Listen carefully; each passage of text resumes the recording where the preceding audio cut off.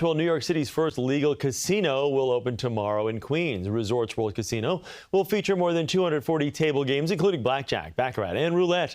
The location at the Aqueduct Racetrack was granted one of the 3 licenses for downstate casinos and has promised to bring in big bucks for the city. To talk about the potential economic impact, we're joined by Lucy Dadayan, Principal Research Associate at the Urban Institute. Good to have you with us here.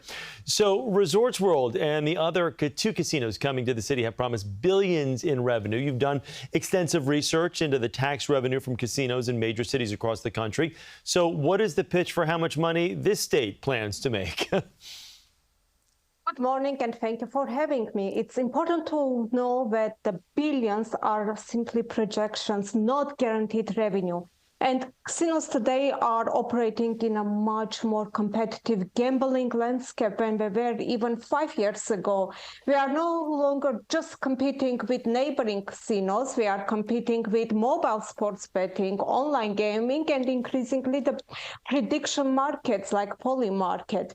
So New York is expanding casinos just as gambling is moving online. They create a real question: are we investing in yesterday's model while consumers migrate to digital betting?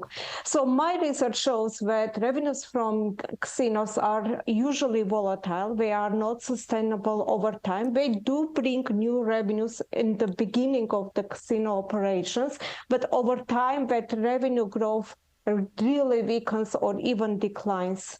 But I'm assuming the excitement of these casinos, based on what you've seen in other places across the country, across the world, the immediate drum up, I guess the excitement of the doors opening, there'll probably be a flood of people, even with all of those other things that you've talked about that kind of take the interest of people that love to gamble. People who love to gamble, they usually travel to places like Las Vegas.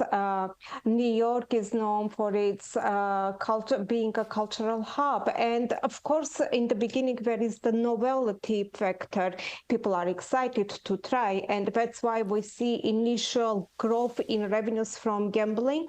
However, over a long period of time, that growth slowly weakens. And to put things in perspective, in the last 5 decades, casinos around the nation generated less than $300 billion. So it's really, we are talking about a drop in the ocean when we are looking in the revenue side of the gambling. So Governor Hochul has said that this casino revenue, whatever it may be, could go towards things like the MTA, education. So are you saying that maybe these aren't the best avenues for trying to balance a state's budget? They are not going to fix your budget problem. They are going to bring in some revenues, but the research shows that year-over-year growth in education spending is steadily growing, whereas, as I mentioned earlier, the revenues from casinos are much more volatile.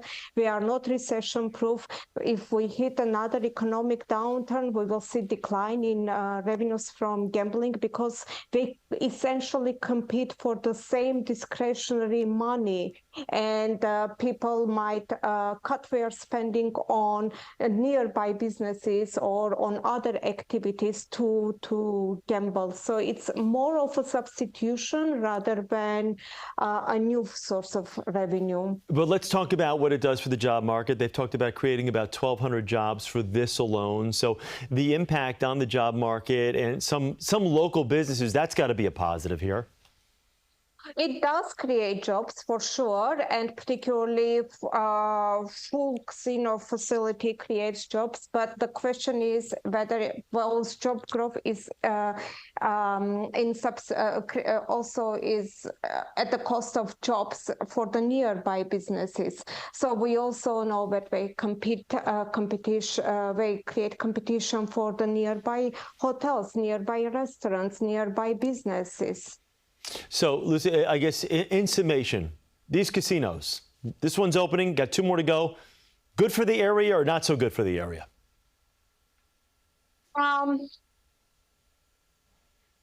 they bring both benefits and costs, and it's important to understand that the casinos come at a cost. And in a bigger picture, they are not going to be resolving New York City budget problems.